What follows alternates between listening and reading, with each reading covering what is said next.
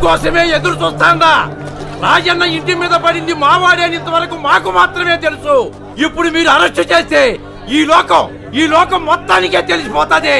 అల్లుడు, నా ఆస్తి నీది, పగ కూడా నీదే. వాయించండి.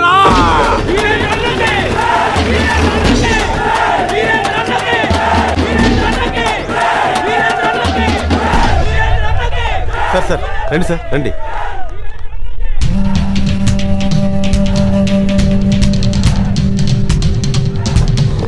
సారీ వీరేంద్ర గారు, మిమ్మల్ని స్టేషన్ వరకు రప్పించాల్సి వచ్చింది.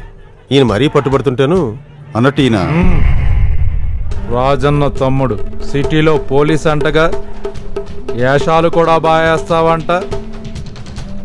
ఇక్కడే మాకు నచ్చదు. కనీసం నన్ను పట్టుకోవడానికి నీ కాడ ఎవిడెన్స్ కూడా ఉండదు. ఎవిడెన్స్ దొరికితే అరెస్ట్ చేసే వీలు మాత్రమే ఉంటుంది. దొరక్కపోతే ఎన్కౌంటర్ చేసే అవకాశం ఉంటుంది. ఇవే నేను సిటీలో వేసిన వేషాలు. ఏంది భయపెడుతుండావా? 5 బామ్మర్దులు, అందరూ చచ్చింది మీ అన్న చేతిలోనే.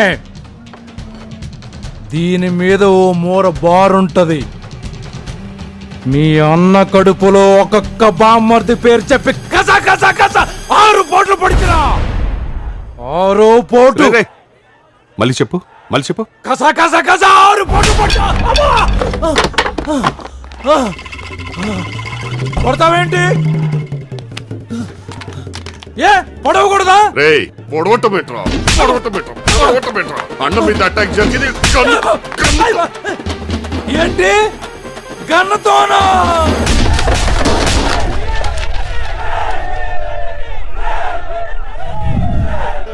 అమ్మతోడు నాకేం తెలీదు. రాజన్నని చంపితే గాని శోభనం లేదన్నాడు మా మామ. పెళ్ళై శోభనం లేకుండా నిద్ర ఎలా పడుతుంది? మీరే చెప్పండి. పట్టదు కదా. ఆ డిప్రెషన్లో యవ్వనం కట్టేసిన సినిమాకి ముసుగేసుకుని సెకండ్ షోకి వెళ్ళాను. తిరిగి వచ్చేసరికి మెళ్ళో దండేశారు. ఇలాగే జై కొట్టారు. శోభనానికి ముహూర్తం కూడా పెట్టేశారండి. అందుకే రాజన్న మీద అటాకు నేను చేశాను. మీకు పీపోతే సీఏ సస్పెండ్ అవుతాడేమో. నేను కళ్ళారు చేసేసి పరుగుపోద్ది.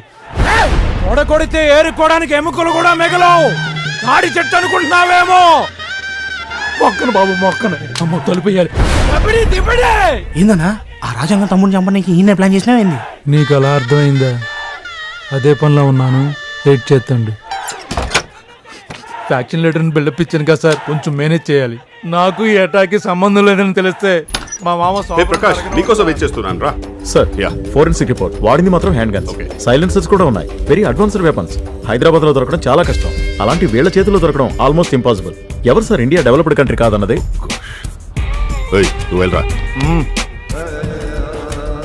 నా వల్ల ఇండియా డెవలప్ అయిందంటావు. ఆ మొక్క బయట అందరికి చెప్పు.